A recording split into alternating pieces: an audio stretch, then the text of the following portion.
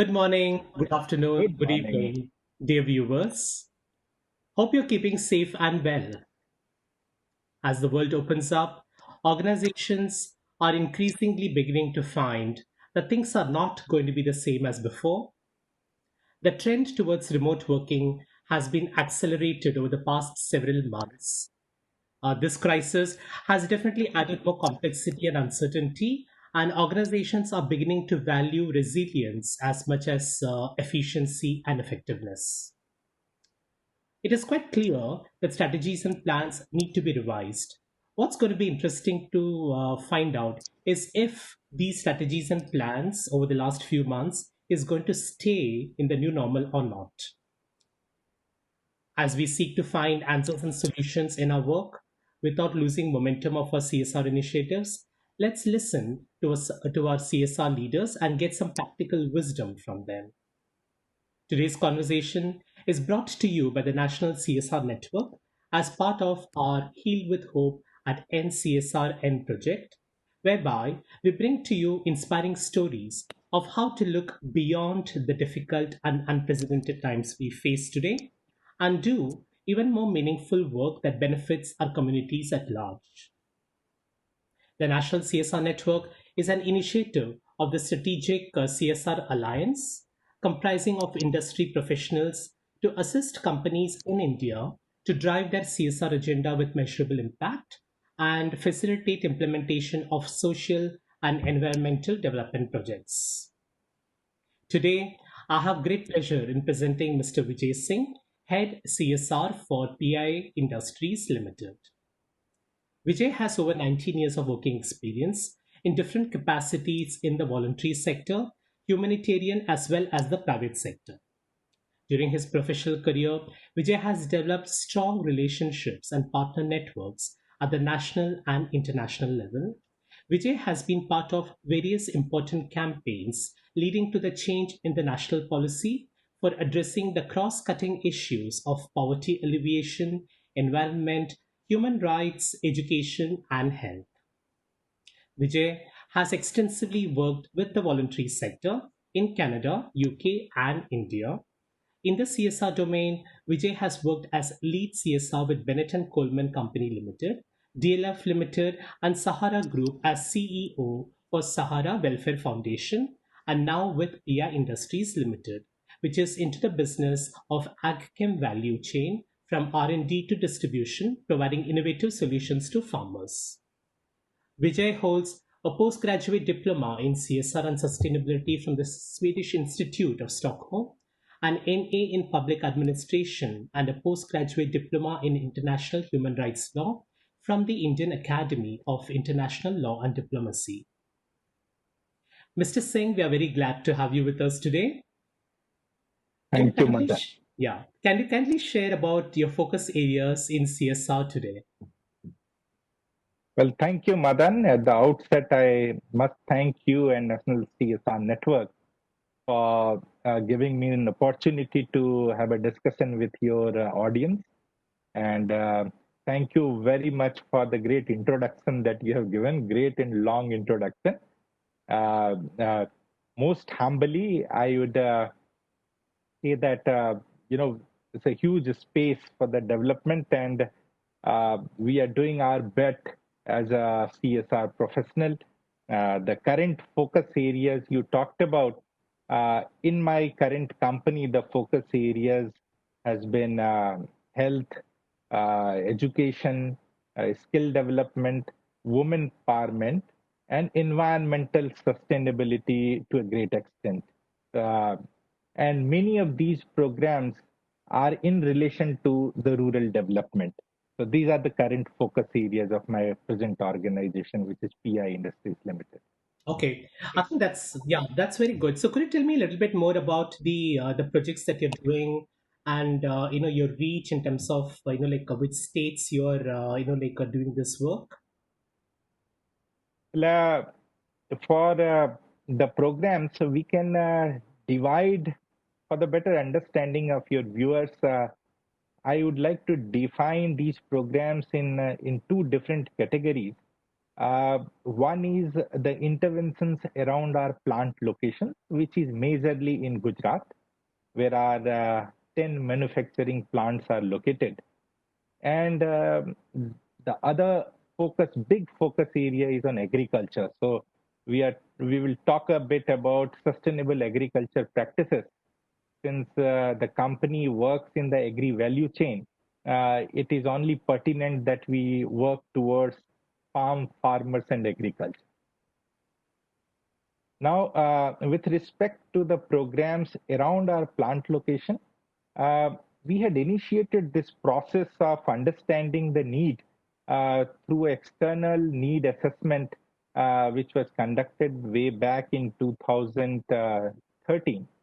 And uh, the the complete profiling was done in terms of demographic profiling, the developmental profiling, the structural profiling, and the psychological profiling of the area. And the HDI format suggests that the district, particularly where we are working now, is called a place called Jambusa, which is a block in the Bharuch district of Gujarat.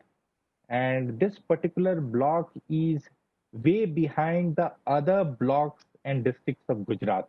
So in relation to if I have to comparison this place with the other places in the or the other districts in the same state, then I would say that it is relatively much behind the other states and the regions of the country. And we can easily put this amongst one of the backward districts in the country. So the focus actually has been more on, we cannot look at one particular aspect and leave the other. So the focus has been the holistic development of the area, where the programs are all intertwined and all encompassing. So if you look at the health parameters, it was required to be uplifted. If we talk about education, the quality of education was very poor. So our interventions has been to improve the quality of education and bringing equity with other private education system which is in the country.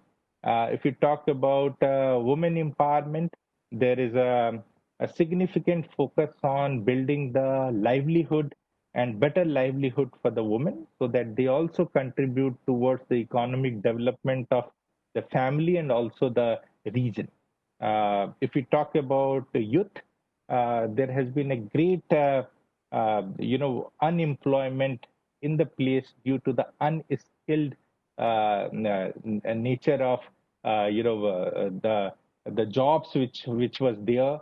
The youth who even studied 12th or dropped out, there has been mass unemployment amongst the youth there. So there has been a significant focus on the employment linked skill development program, so that the youth are given training and then placed onto the job, which is gainful, where they are gainfully employed and can bring some economy back to their villages.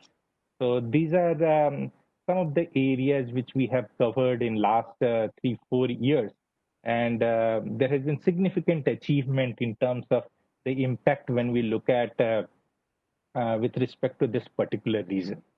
So this is one part of the program. But the other part, which is much bigger in terms of impact and in terms of our intervention, is agriculture, which we are conducting in 14 different states of the country. And this is something which is very close to my heart and which we can bring up more during the discussion. Absolutely, absolutely. And I think I just wanted to make a remark on the work that you're doing in Bharuch in Gujarat in terms of the farming communities. So typically, most organizations, when you look at CSR, you look at focus areas, and then do it whether it's on education, whether it's on environment, etc. But I think what I see as one of the unique approaches that you have taken up is to keep the beneficiaries at the core, which is really the farmers and the youth, etc., and really try to have all activities and look at holistic development in terms of education, water. So I think that's a very good example, and I'm so glad that you have seen some significant impact on like on the families at large, because so that you can take them from like the current HDI level to a higher HDI level.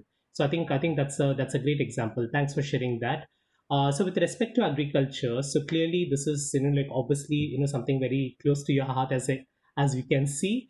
I'm sure our viewers will benefit if you can share a little bit about what is your approach towards towards this particular part of CSR, and also specifically in a similar way as what you have been doing in the plants. What has been some of the strategies that you have adopted, and how do you see that benefiting the farmers in the areas that you're working on?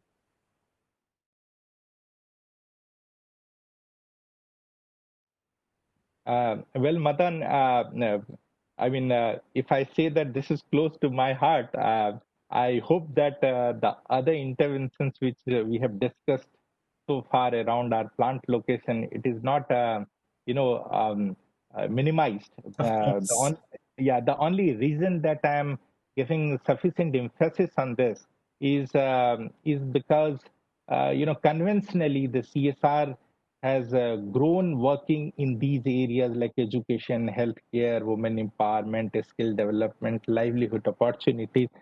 But one very scientific approach which we have adopted, particularly with respect to agriculture, is because this company is, is into the development of science, and scientific interventions in agriculture has brought immense change in this sector, and especially when you look at the demographic profiling of employment. Almost 50% of the employed workforce works in the rural areas, and that too in the agriculture sector. Um, you talked about the COVID and post-COVID scenario.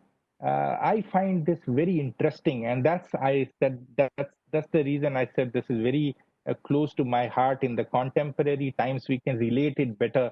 Even if you look at the migration pattern, which is into the reverse migration pattern post COVID, here especially in India, is that even the poor and the marginalized have a small patch of land in most of the cases. I won't say that very big land, but a very small patch of land where they have come back, especially post COVID.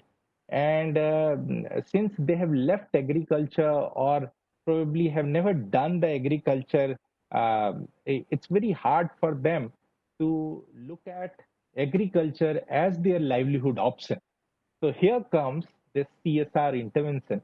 And I would in particular like to highlight one project which has immensely benefited not only the farmers or the allied industries, which works in the agriculture sector, but also environmentally it is very much sustainable. And if you look at the long term, I think this can be easily adopted.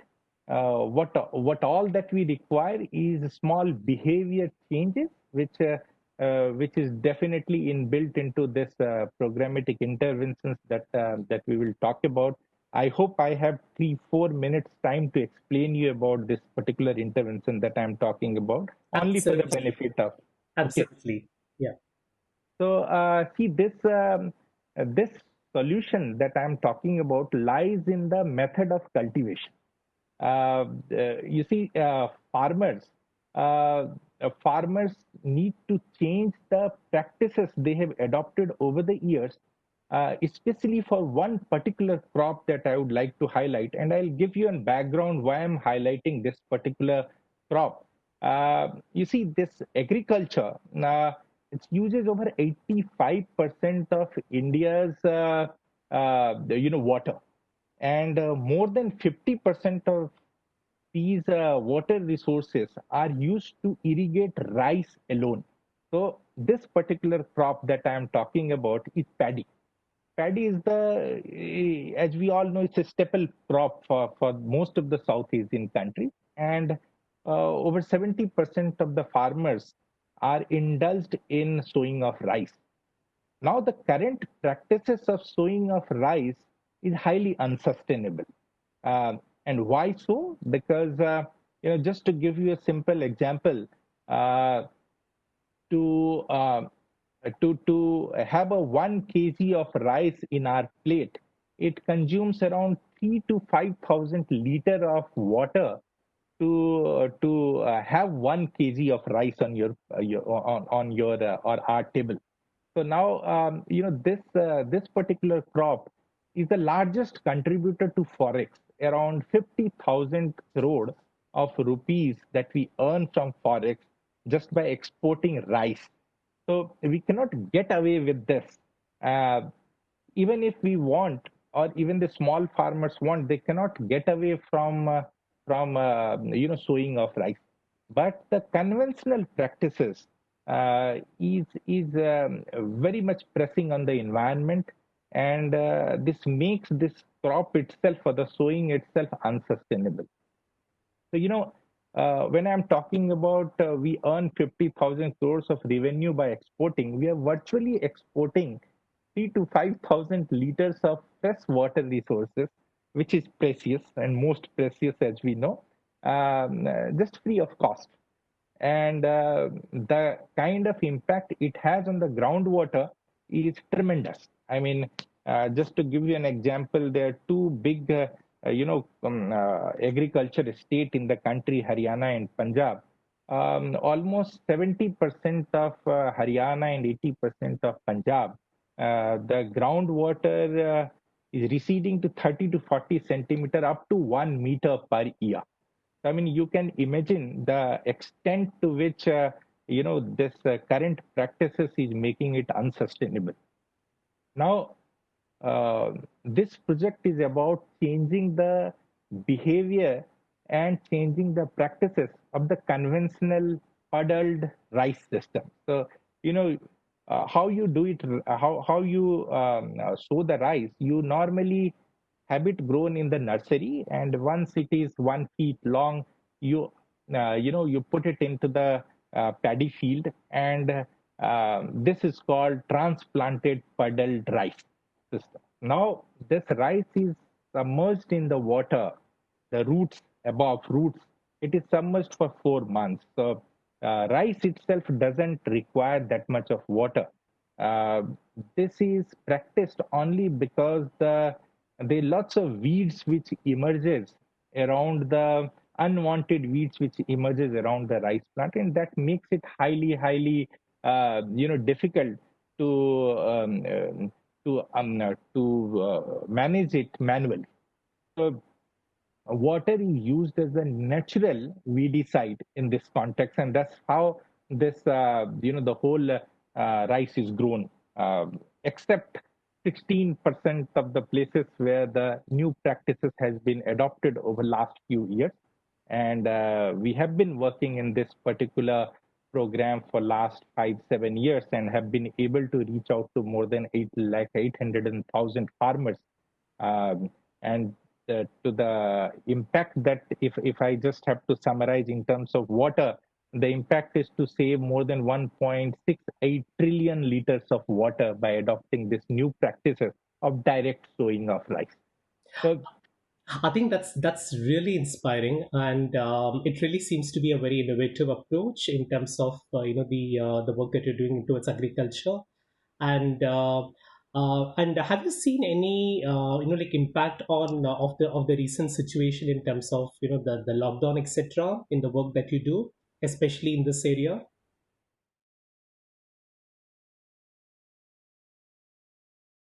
see, if we look at the situation on the ground, people have come back to their villages.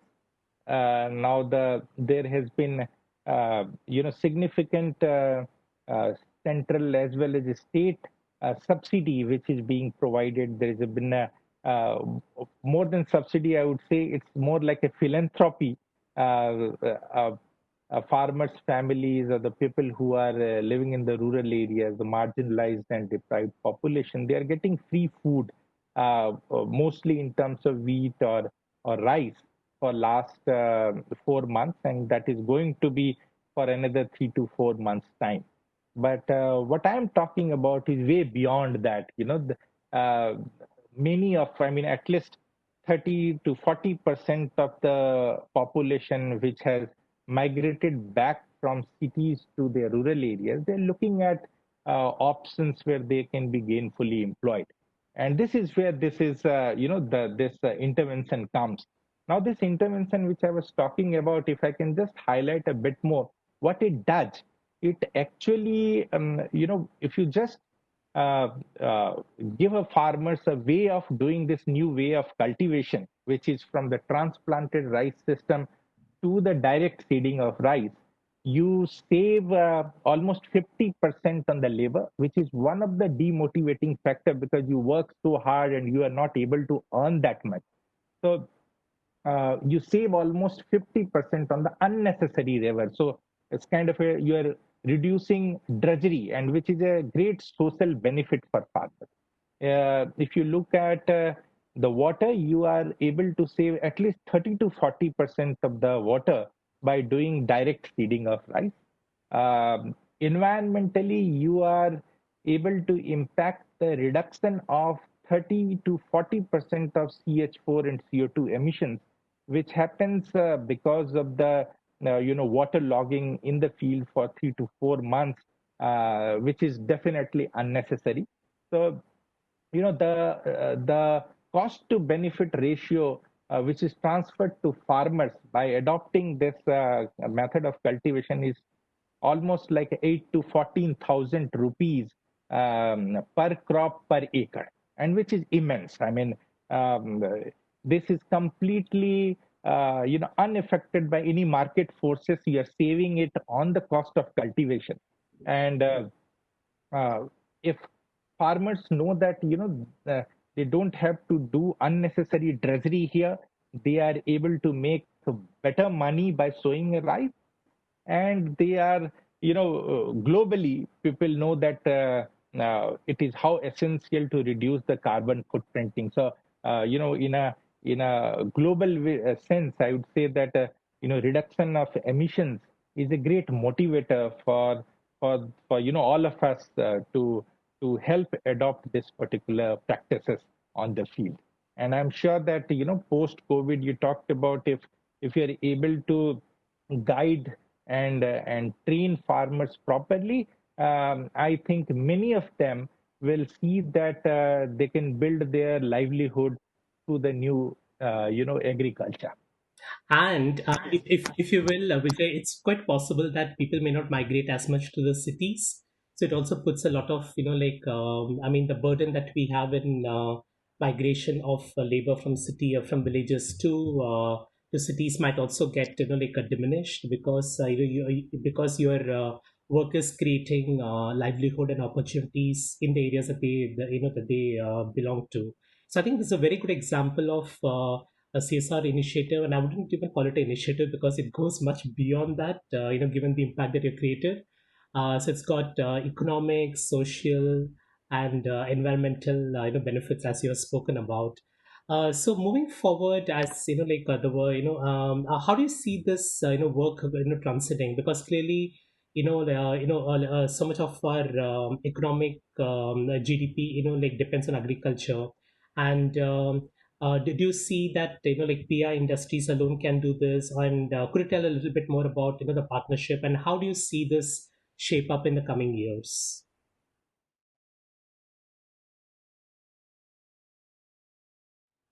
Uh, See, it's huge. I mean, the requirement is huge, and definitely PI industries alone will not be able to achieve it. So this needs to be scaled up, and it needs to be scaled up in an urgency, because we are running out of time. Not only from the perspective of creating better rural livelihood, but also in terms of sustainability in the agriculture practices that we are doing. So, what I see is that many of the public, private, government, all kinds of partnerships needs to be worked upon.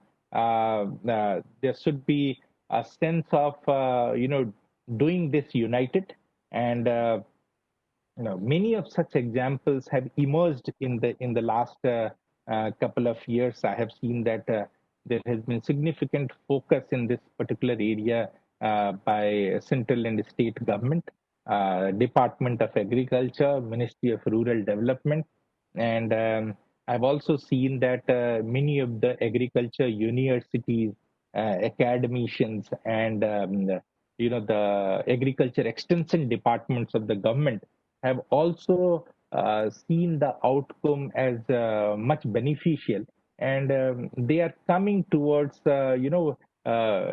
building a common platform where corporate, private agencies, and philanthropic and NGO bodies can build a network and work towards this cause. So I definitely see the future much optimistic, and this will help scale up the programs better than expected. Thank you so much, and I think that's quite a nice way to wrap up this conversation as well.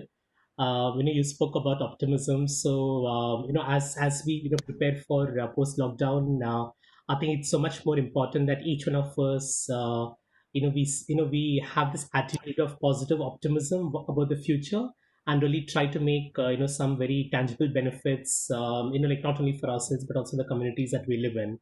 And I think definitely you have shared some very inspiring stories today. So thank you so much for joining us, like in today's conversation. I'm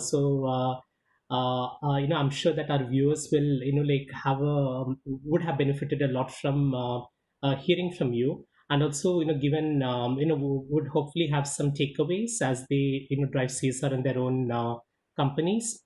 And dear viewers, thank you so much for listening to this conversation with Mr. Singh. So we hope that you found it inspiring, and as you prepare for driving CSR initiatives in your organization. So if you would like to share your feedback, or if you'd like to offer any suggestions to us, and or would like to know more about the National CSR Network, so please do visit our website. So in the meantime, all the best with all the projects that you're doing. All of you are doing some excellent work, and we're all indebted to you for the work that you're doing, especially during these times. So please do stay well, positive, and healthy. Thank you. Thank you, Madan. Thank you.